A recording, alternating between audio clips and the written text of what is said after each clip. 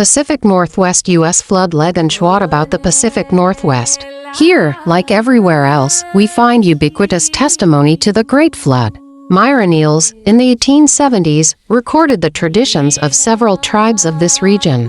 When the earliest missionaries came among the Spokanes, Nez Perces, and Cayuses, he said, they found that those Indians had their tradition of a flood, and that one man and wife were saved on a raft. Each of those three tribes also, together with the Flathead tribes, has their separate Ararat in connection with this event. They remember the great canoe, the mountain where it landed, and God sending the flood in judgment for man's evil ways.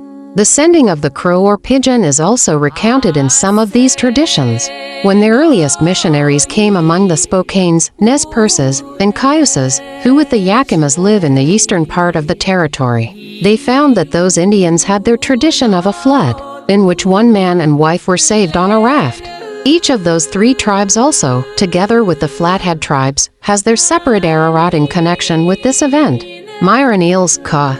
1877, the Yakama spoke of a great flood that came, one time in the early suns, back near the beginning. Mankind provoked the Creator with their evil ways, but a good man received a word from God that a flood was coming. I have heard from the land above, the land of the spirits, that a big water is coming, a water that will cover all the land. Make a boat for the good people. Let the bad people be killed by the water. So they made a boat out of the largest cedar tree, and the good people were saved. In addition, we could cite the traditions of the Cuse of coastal Oregon, the Makah, the Skokomish, and others, which confirm the Genesis record of the flood. Do you see that high mountain over there? Said an old Indian to a mountaineer, as they were riding across the Cascade Mountains, about 17 years ago.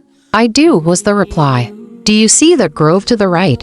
The Indian then said. Yes, said the white man. Well, said the Indian, a long time ago there was a flood, and all the country was overflowing. There was an old man and his family on a boat or raft, and he floated about, and the wind blew him to that mountain where he touched bottom. He stayed there some time, and then sent a crow to hunt for land, but it came back without finding any. After some time he sent the crow again, and this time it brought a leaf from that grove, and the old man was glad, for he knew that the water was going away. Myron Eales, ca. 1878, regarding the Tower of Babel, an old woman of the Swinomish Reservation narrated this tradition to Ella Clark. Three sisters built a very high house, a long time ago. They made it tall because they wanted to go up to the sky to see the Creator. They kept building it higher and higher and higher. By the time the house was finished, they could not speak the same language,